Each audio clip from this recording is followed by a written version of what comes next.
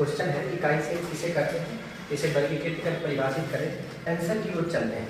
इकाई सेल होता क्या है, सबसे पहले ये समझना बहुत आवश्यक है। मान लीजिए कि ये एक क्रिस्टल है, लोहा का एक टुकड़ा। इस लोहा के सबसे छोटे टुकड़ा को हम क्या कहेंगे, इकाई सेल कहेंगे। तो इसमें एक इकाई का मतलब ये होता है कितना, एक पार्टिकल्स को रिप्रेजेंट करेगा, उसको इकाई सेल कहेंगे। उस एक पार्टिकल्स में इस लोहा का सभी गुण क्या होना चाहिए, उपस्थित होना चाहिए। तो लीजिए किसी क्रिस्टल जालक का वह सबसे छोटा भाग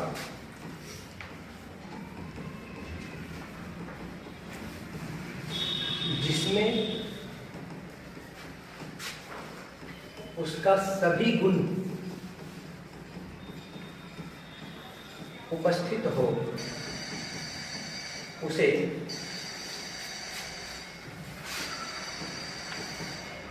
इकाई सेल कहते हैं।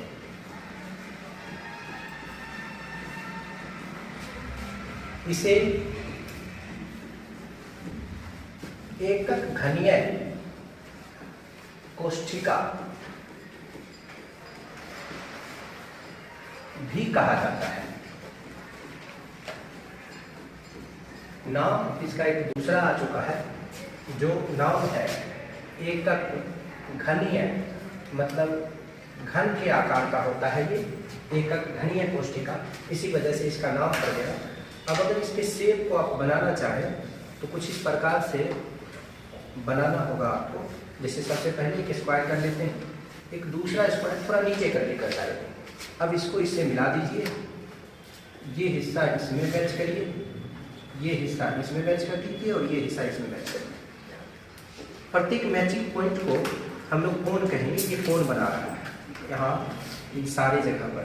तो किसी भी एकक कोशिका में टोटल कोण की संख्या जो होगा वो कितना होगा, 8 होगा। अब किसी एक पोर्शन को करके इसका एक्सिस निर्धारित कर लीजिए। जैसे देखिए सब कुछ मध्य में केवल ये 3 लाइन चलने दीजिए, तो ये और ये लाइन। तो आपको लग रहा है कि सर ये लाइन जो है एक्स कोण है। कौन सा कोण है, एक्स कोण है। ये लाइन हमारा कौन सा कोण है, वाई कोण है। और ये लाइन हमारा कौन सा कोण है, जेड कोण है।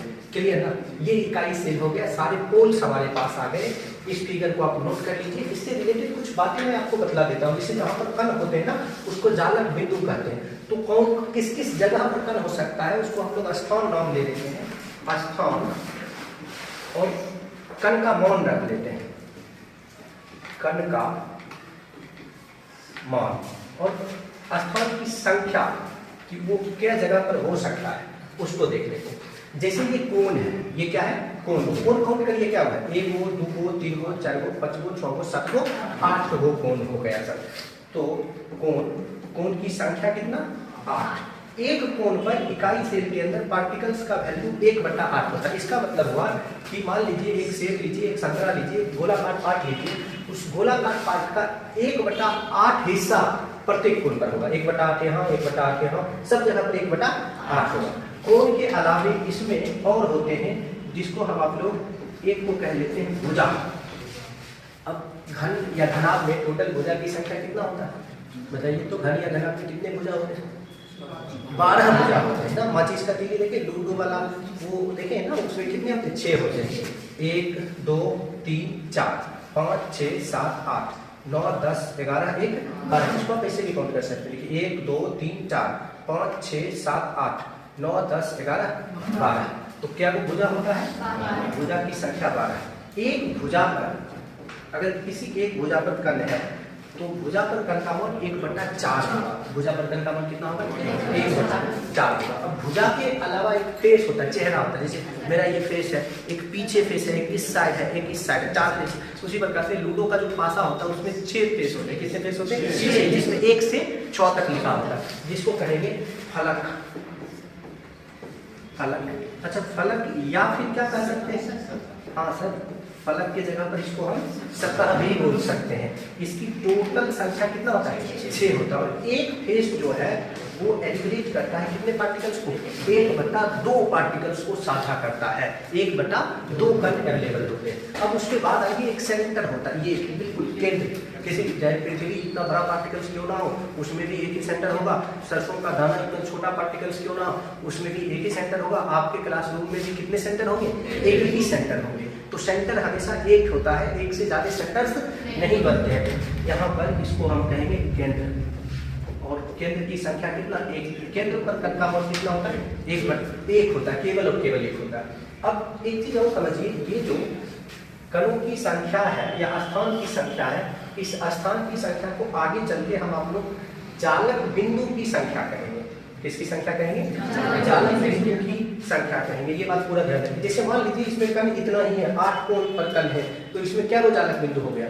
8 गो चालक बिंदु हो गया। अगर एक कण यहाँ आ गया, अब पूछेंगे कितने चालक बिंदु हुआ, तो 8 कण का वैल्यू क्या है, मान क्या है, उस बात से कोई लेना देना। कण क्या जगह पर उपस्थित है, इस बात से लेना देना होता है। किसमें? चालक बिंदु की संख्या में। तो चलिए तेजी से आप इसको एक बार नोट कर लीजिए। तो क्वेश्चन का एक हिस्सा कंप्लीट हुआ, इकाई सेल कैसे करें। दूसरा हिस्सा है इसे वर्गीकृत कर परिभाषित करें। तो चलिए इसका वर्गीकरण करते हैं। इकाई सेल का वर्गीकरण। इकाई सेल को कितने वर्गों में बांटा जा सकता है, तो सबसे पहले हम लोग देख लेते हैं। इकाई सेल को ना उसके कणों के व्यवस्था के आधार पर मूल रूप से 2 वर्गों में बांट सकते हैं हम लोग। कितने वर्गों में बांट सकते हैं? 2 वर्ग में बांट सकते हैं। एक वर्ग कहलाएगा सामान्य इकाई सेल। कैसा इकाई सेल? सामान्य इकाई सेल, बिल्कुल सिंपल, नाम ही है सिंपल, सामान्य। और दूसरा जो है वो कहलाएगा सर केंद्रीय इकाई सेल। अब केंद्रीय इकाई सेल, अगर इस पर हम चर्चा करें तो केंद्रीय इकाई सेल को 3 कैटेगरी में डिवाइड कर दिया गया। केंद्रीय इकाई सेल के 3 कैटेगरी बनाए गए। सबसे पहला का नाम रखा गया अंतः केंद्रित, कौन सा सेल? इकाई सेल। अच्छा ये भी तो बोल सकते हैं अंतः केंद्रित एकक धन्य कोशिका। दूसरा फलक केंद्रित इकाई सेल, ये रख सकते हैं, या फलक केंद्रित एकक धन्य कोशिका। तीसरा होगा अंतः केंद्रित इकाई सेल। नाम तो आपको ध्यान में रखना ही पड़ेगा, दूसरा कोई विकल्प नहीं है। अब बारी बारी से इन सबको हम आप लोग डिस्कस करेंगे। पहले इसको आप नोट कर लीजिए। शुरुआत हम लोगों का जो होगा वो कहाँ से होने वाला है? नंबर 1 सामान्य इकाई सेल से होने वाला है। और इजी वे में आप इसे लिखकर सीख सकते हैं, कुछ है ही नहीं इन सब चीजों में। नोट कर लीजिए। तो आइए सामान्य इकाई सेल किसे कहते हैं, इसे समझ लेते हैं, फिर लिख पाएंगे। सबसे पहले ना हमें एक इकाई सेल का नॉर्मल सा फिगर बनाना है। बहुत ज़्यादा डिफिकल्ट फिगर होता नहीं है। सबसे पहले एक वर्ग बनाइए, एक वर्ग इस पर और बनाना है। थोड़ा लेफ्ट या राइट करके, आप राइट कर लीजिए, लेफ्ट कर लीजिए, उससे कोई फर्क नहीं पड़ता, लेकिन थोड़ा लेफ्ट राइट, आप लेफ्ट राइट अप डाउन दोनों करना है। तो यहाँ लेफ्ट राइट और अप डाउन हमने दोनों कर दिया। इसको हम इससे मैच कराते हैं, इसको इससे मैच कराते हैं, इसको इससे मैच करा देते हैं और इसको इससे। अब सामान्य इकाई सेल किसे कहते हैं? वैसा इकाई सेल जिसमें कणों की उपस्थिति केवल और केवल इकाई सेल के प्रत्येक कोण पर हो, कोण के अलावा और कहीं भी नहीं हो, उसे हम क्या कहेंगे? सामान्य इकाई सेल। तो इसकी परमाणु संख्या क्या हो जाएगी? इसके लिए जो परमाणु संख्या होगा ना, थोड़ा सा हम अलग कर लेते हैं। परमाणु संख्या आप लिखेंगे तो नीचे लिखेंगे, ठीक है, आप बगल में नहीं लिखेंगे, इस बात का पूरा ख्याल रखिएगा। परमाणु संख्या, जनरली परमाणु संख्या का सिंबल क्या होता है? Z होता है, तो इसके लिए भी आप Z ही उपयोग करेंगे। ये हुआ कोण, इस कोण पर कण का मान कितना होगा? 1/8। ये फिक्स है। क्या वो कोण है टोटली बताइए? 8 गुना है। क्या वो कोण है? 8। तो 8 गुना 1/8 सब कट कर लो, तो पता चल गए इसमें कितने परमाणु हैं? एक ही परमाणु है। सामान्य इकाई सेल में कितने परमाणु? सामान्य इकाई सेल का परमाणु संख्या पूछे फिर भी एक, कितने परमाणु हैं? फिर भी एक। लेकिन जालक बिंदु पूछते, क्या वो जालक बिंदु है? तो बताइए कि इसमें जालक बिंदु क्या वो है, यानी कितने जगह पर कण है। कण का मान से कोई लेना देना, वहां पर कण है या नहीं है इस बात से लेना देना। तो 1 2 3 4 5 6 7 8, तो 8 जगह पर कण है, तो कहेंगे कि भाई इसमें 8 जालक बिंदु है। कितने जालक बिंदु है? 8 जालक बिंदु है। तो डेफिनेशन लिखिए सर, डेफिनेशन लिखिए सबसे पहले इसका। वैसा वैसा इकाई सेल जिसमें कणों की उपस्थिति, वैसा इकाई सेल जिसमें कणों की उपस्थिति केवल और केवल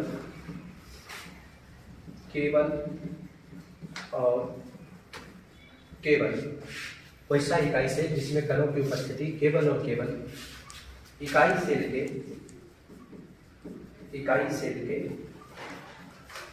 प्रत्येक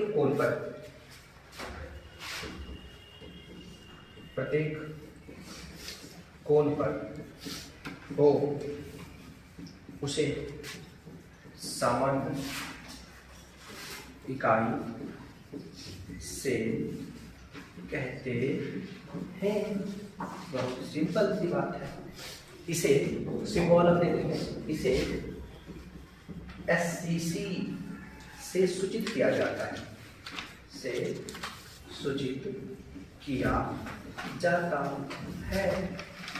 उसके नीचे आप इसका फिगर बना दीजिए और उसके नीचे आप इसको लिख डालिए। सामान्य इकाई सेल के कंप्लीट होने के बाद हम आप लोग डिस्कस करेंगे केंद्रीय इकाई सेल। तो लिखिए नंबर 2,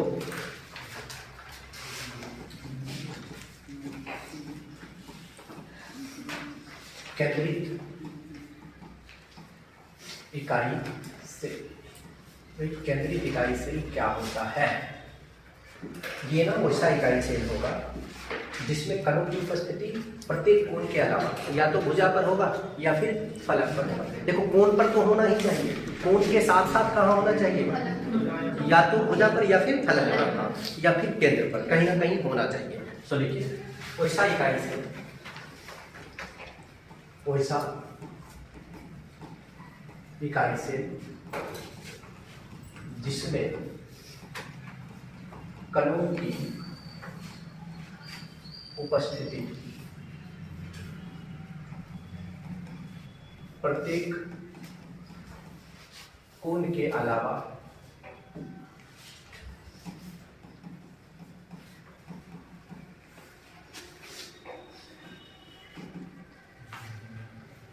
फलक या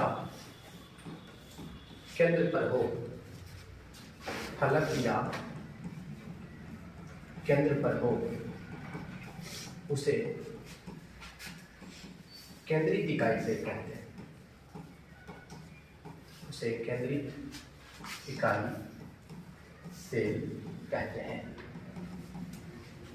तो सिंपल सी बात है कि भाई कोण पर तो होना चाहिए, कोण के अलावा कहाँ पर होना चाहिए? फलक पर होना चाहिए या फिर कहाँ होना चाहिए? केंद्र पर। तो उसका नाम हम रख देंगे केंद्रीय इकाई सेल। इसी में लिख लेते हैं केंद्रीय इकाई सेल। केंद्रीय इकाई सेल तीन प्रकार का होता है। केंद्रीय इकाई सेल 3 प्रकार का होता है। नंबर 1, अंतः, या बहुत बार लोग इसे पिंड भी कहते हैं। तो नाम सब जानिए, पिंड केंद्रित इकाई सेल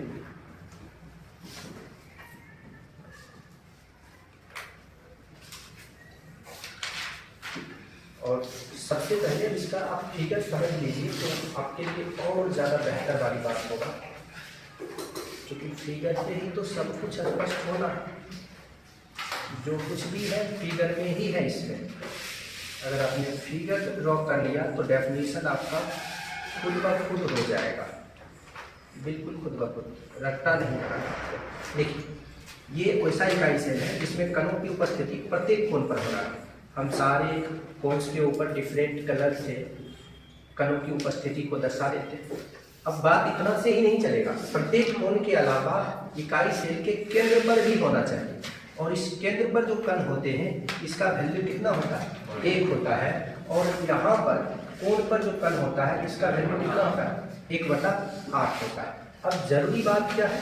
जरूरी बात यह है कि इसका परमाणु संख्या कितना होगा वो हमको पता चलता है। तो परमाणु संख्या इसका हम निकाल देंगे यहीं पर। परमाणु संख्या सिंबल क्या होता है सर? जेड होता है। तो बताइए 8 को कोण है तो 8 गुना 1/8 प्लस केंद्र किसी भी चीज में कितने होते हैं? दुनिया पर कोई भी सबस्टांस क्यों ना हो उसमें केंद्र एक और केंद्र पर कण का मान कितना है? एक। तो देखो 8 और 8 कट गया, 1 + 1 टोटल मिलाकर कितना सर? तो इसका सिंबल जो होता है वो बीसीसी होता है। क्या होता है? बीसीसी इकाई सेल का परमाणु संख्या कितना हो गया? 2 हो गया। या पिंड केंद्रित इकाई सेल का अंतः केंद्रित इकाई सेल का परमाणु संख्या 2 है। इसके अलावा इसमें अगर हमसे पूछ ले कि बताओ भाई जालक बिंदु क्या वो है, काउंट करके बताइए तो जालक बिंदु कितना है? 9 वो है ना। 1 2 3 4 5 6 7 8 और एक बीच वाला टोटल मिलाकर कितना? यानी जालक बिंदु में वैल्यू से कोई लेना देना नहीं है। ये देखना है कि वहां पर वो प्रेजेंट है या छोटा बच्चा है कि बड़ा वयस्क लोग हैं, वो कोई मतलब नहीं रखेगा। मतलब ये रखेगा कि लोग है ना, एक छोटा और एक बड़ा, बस वो लोगों की संख्या बतलाना है। कितने लोग हैं? 2। इसमें थोड़ी ये पूछे जा रहा है कि छोटका क्या हुआ है बड़का क्या हुआ है। जब पूछा जाएगा तब ना बताइएगा छोटका क्या हुआ है बड़का क्या हुआ है। लोग क्या हुआ है तो टोटल लोग कितने हैं? 2। तो टोटल कण कितने हैं इसमें? 9 है। 8 को टोटल कोण पर और 1 पूरा केंद्र पर। सो लिख लीजिए वैसा इकाई सेल, वैसा इकाई सेल जिसमें कणों की उपस्थिति, जिसमें कणों की उपस्थिति प्रत्येक कोण के अलावा, प्रत्येक कोण के अलावा इकाई सेल के केंद्र पर हो, उसे अंतः केंद्रित, उसे अंतः केंद्रित इकाई सेल, आप पिंड केंद्रित भी बोल सकते हैं, कहते हैं। इसे संक्षेप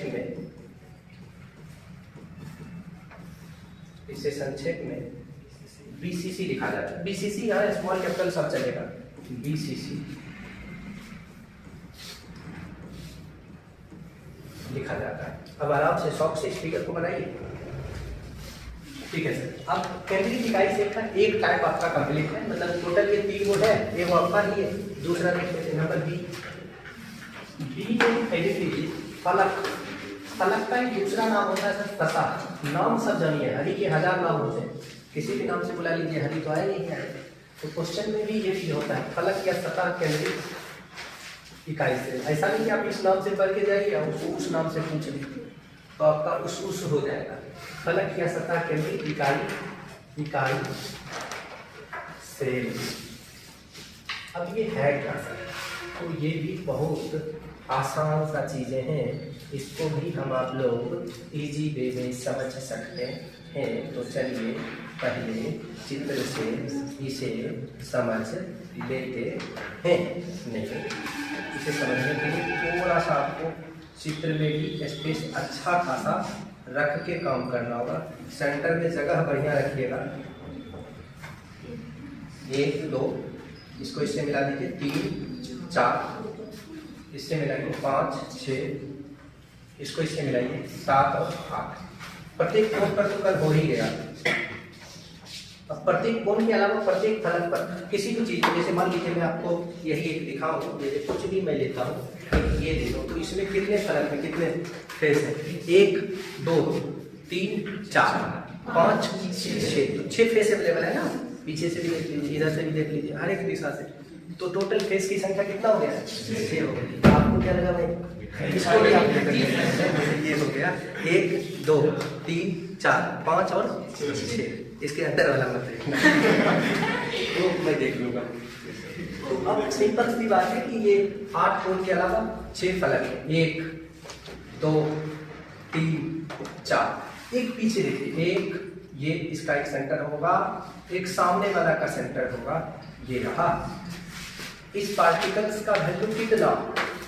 1/2। क्यों? क्योंकि ये फलक पर है, सतह पर है। और इस पार्टिकल्स का वैल्यू कितना? 1/8। तो इसका परमाणु संख्या निकाल दो आप। इसका जब आप परमाणु संख्या कैलकुलेट करने चलोगे सर, तो टोटल 8 वो कोण है, 8 गुना 1/8 प्लस टोटल 6 वो फेस है, 6 गुना 1/2। भाई ये कट गया, ये भी कट गया, 3 1 कितना हो गया, 3 1 कितना हो गया, 4। तो फलक केंद्रित इकाई से का परमाणु संख्या कितना, 4। अब आप अपने मन से काउंट करके बताएं सर, इसमें जालक बिंदु क्या हुआ है, कितना, 14 जालक बिंदु इसके अंदर अवेलेबल है। 8 वो कोण पर है, 6 वो फलक पर, 8 6 कितना, 14 जालक बिंदु हो गया। इस बात का पूरा पूरा ख्याल रखिए। तो चलिए सबसे पहले डेफिनेशन लिखते हैं, लिख लीजिए। तो वैसा इकाई से, कैसा नहीं, वैसा, वैसा इकाई से जिसमें कणों की उपस्थिति प्रत्येक कोण के अलावा, प्रत्येक कोण के अलावा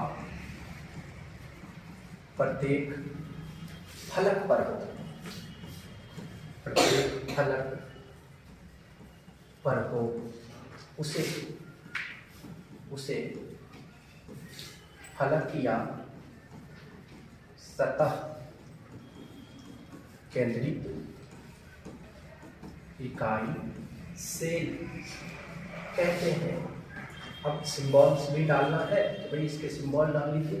इसे संक्षेप में FCC लिखा जाता है। बिल्कुल मैं आंसर राइटिंग मोड में लिखा रहा हूँ, आपको ऐसे ही लिख देना है वो, ठीक है। कुछ भी ज़्यादा मैं इसमें लिखा नहीं रहा हूँ कि आप कुछ छापो कुछ ऐड करो, ना तो आपको कुछ छापना, ऐड कर लीजिए अच्छी बात है, छापना नहीं है, मिनिमम इतना तो लिखना है। इसके अलावा तीसरा टाइप आपके पास अंतर केंद्रित इकाई से।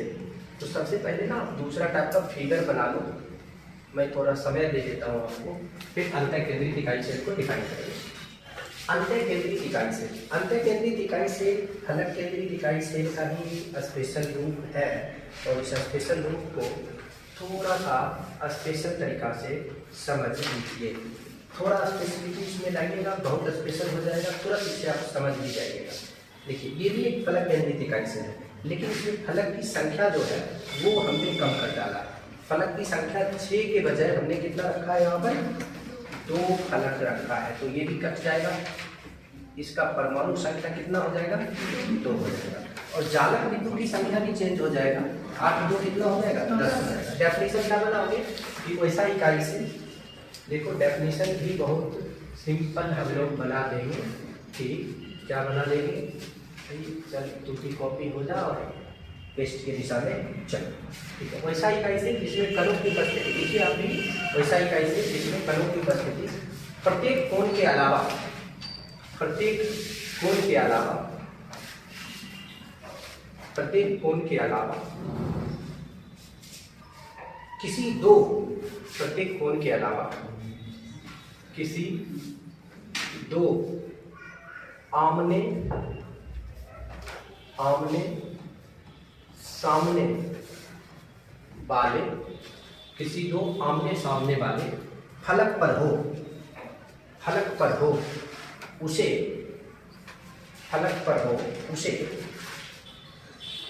अंतर केंद्रित इकाई से कहते हैं।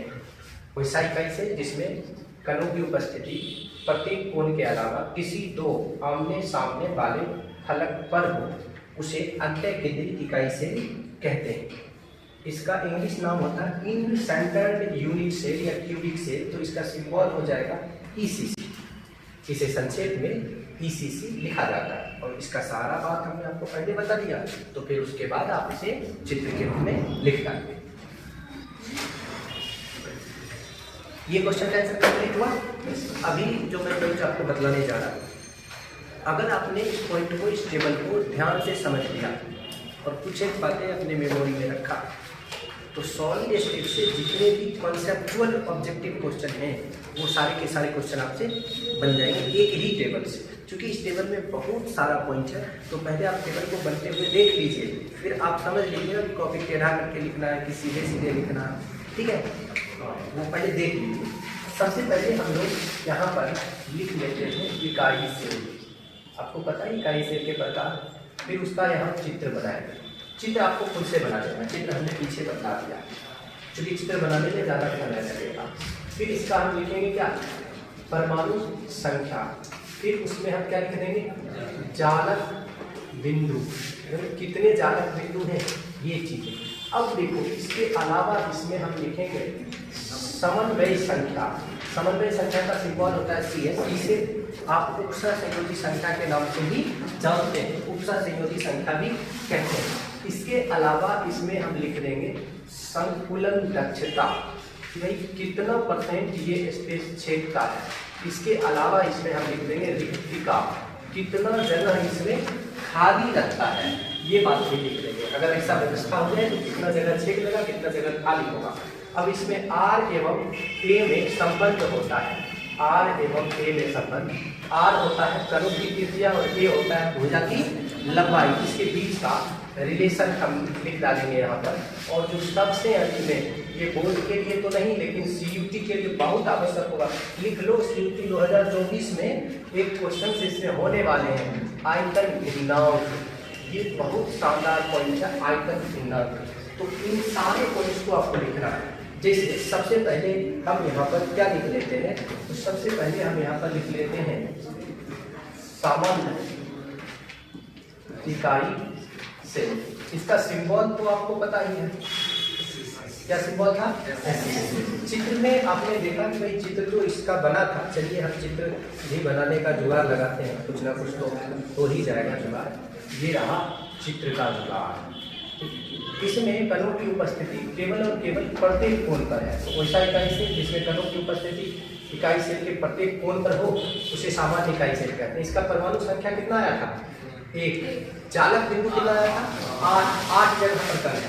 इसका जो समन्वय संख्या होता है वो कितना होता है, 6 होता है, मतलब 6 पार्टिकल से एक दूसरे से अटैच होते हैं।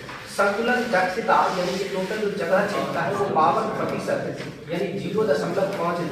खाली जगह जो इसमें होता है 48%, यानी 0.48। इसमें जो R बराबर सूत्र होता है वो होता है A/2। आप इसको चाहे तो लिख सकते हैं R बराबर 0.5A, ऐसा ऑप्शन भी मिल सकता है। आयतन भिन्नांक इसका π/6 होता है। आयतन भिन्नांक कितना होता है, π/6। आयतन भिन्नांक निकालने का बहुत सिंपल सा ट्रिक है, सिंपल सा फॉर्मूला है, समझिए। जैसे जिसका SCC का हम निकाल रहे हैं तो SCC का Z गुना कर लेंगे, तो SCC का परमाणु संख्या कितना होता है, 1 होता है। और कण जो होते हैं वो गोलाकार होते हैं। गोलाकार आयतन क्या, 4/3πr³ बटे इकाई सेल का आयतन। तो इकाई सेल घनाकार है, घन का आयतन क्या, 1। अब देखो R और A में एक संबंध है, R की जगह पर हम लिख सकते हैं A/2। तो जब इसको हम सॉल्व करेंगे 4/3, 1 से गुणा कर दिया कोई फर्क नहीं पड़ा, पाई गुना R की जगह पर लिख देंगे A/2 का होल क्यूब बटा क्या सर, A³।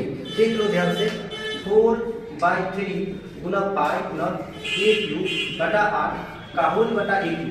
देखो सर A³ कैंसिल हो गया, 4 गुना 8 हो गया, 3 गुना कितना 6 हो गया ना, π/6 कितना 6। इसको आप क्या लिख सकते हो, π/6। तो किसी भी इकाई सेल का आयतन भिन्नांक हम लोग ऐसे ही कैलकुलेट करेंगे। टोटल कण के आयतन में इकाई सेल के आयतन से क्या कर देंगे, भाग देंगे। संकुलन दक्षता भी ऐसे ही निकालते हैं। अगर आप पाई का मान रख लीजिए 22/7 तो वैल्यू सॉल्व होकर आ जाएगा क्या, संकुलन दक्षता। दूसरा आपने पढ़ा अंतः या केंद्रित, कौन सा थे, इकाई सेल। इसका सिंबल क्या था, इसका सिंबल था BCC। अब अगर इसके स्ट्रक्चर की बात करें तो इसका स्ट्रक्चर भी बहुत आसान है, इजी वे में आप इसका स्ट्रक्चर बना सकते हैं। लीजिए इसके सेंटर पर एक पार्टिकल्स को रख देते हैं, तो इसका परमाणु संख्या कितना हो गया, 2 हो गया। जालक बिंदु इसमें क्या हो है, 9 है। समन्वय संख्या इसका कितना होगा, 8 होगा। इसका उपसर संयोजी संख्या कितना होता है, 8 होता है। कोऑर्डिनेशन नंबर 8 होता है। इसमें संकुलन दक्षता बताइए, 68%। 68% का मतलब कितना, 0.68। जबकि रिक्तिका कितना होता है, 32%। 32% का मतलब कितना, 0.32। R और A में रिलेशन क्या है, R बराबर A√3/2 4 या इसी को आप क्या लिख सकते हो, इसी को डेसिमल में जब आप कन्वर्ट करिएगा ना तो लिख पाइएगा r बराबर r इज इक्वल टू 0.433 ऐसा आप लिख सकते हैं। और इसके लिए आयतन भिन्नांक तो बहुत सिंपल सी बात होगा, सेम BCC के लिए हमको कर देना। BCC के लिए करेंगे तो क्या करेंगे, परमाणु संख्या 2 4/3 गुना पाई गुना r क्यूब, तो r के जगह पर लिख सकते हैं a/√3 का होल क्यूब, नहीं बटा 4 है ना, रूट ऐसा होल क्यूब का a क्यूब। तो देखो सर 4 गुना 8/3 गुना पाई गुना a क्यूब गुना 3√3 या 16 चौका 64 बटा कितना a क्यूब खत्म, 3 खत्म, 8 2 64। तो फाइनली बच क्या गया सर, π√3/a। इसका आयतन भिन्नांक हो गया π√3/1। एक बच्चा है हम लोगों के पास, वो क्या है, फलक या सतह केंद्रित इकाई से, इसको हम लोग सिंबॉलिक नाम क्या देंगे, FGC। तो इसे भी बनाना बहुत आसान काम है। चलिए इसका हम फिगर कर देंगे यहाँ पर ये। अब इसके अलावा प्रत्येक कोण पर पार्टिकल्स, ये प्रत्येक कोण के अलावा प्रत्येक फलक पर पार्टिकल्स डाल देते हैं। डाल दिया 4 पार्टिकल्स, ये इसका सेंटर हो गया और ये पीछे वाला का सेंटर हो गया। इसका कितना है, परमाणु संख्या 4, जालक बिंदु इसमें कितना होता है 14।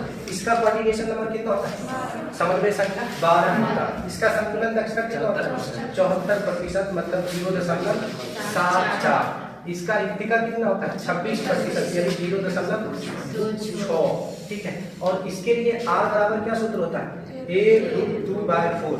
अब देखो हमारे लिए तो इसके लिए तो हमारे पास जगह बचा नहीं है, हमने बहुत सारा सूत्र, 2 सूत्र बताकर काम करने के लिए आपको बताया है। ठीक है, और इसका एक दूसरा आप ये भी लिख सकते हो, क्या लिख सकते हैं सर, इसके लिए हम लिख सकते हैं r बराबर a/2।